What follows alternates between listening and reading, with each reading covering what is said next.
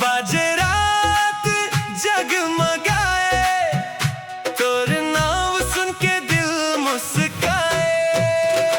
मोर दिल के रानी तोर माया दीवानी, तोर बर धड़के ये जिन गानी।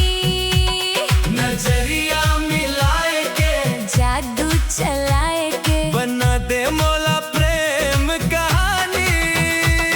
हे रानी हे रानी, तेंच मोर दिल के रानी।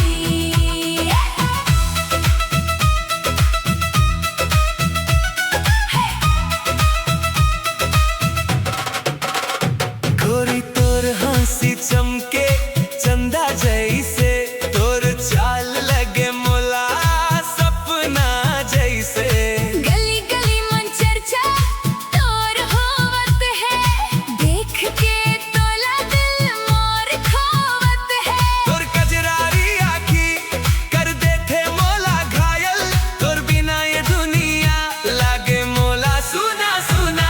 आजा संग मोर नाचे बर,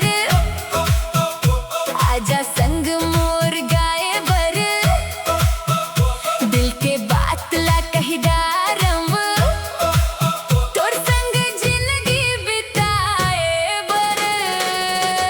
मोर दिल के रानी तोर माया दीवानी, तोर बर धड़के ये जिन गानी।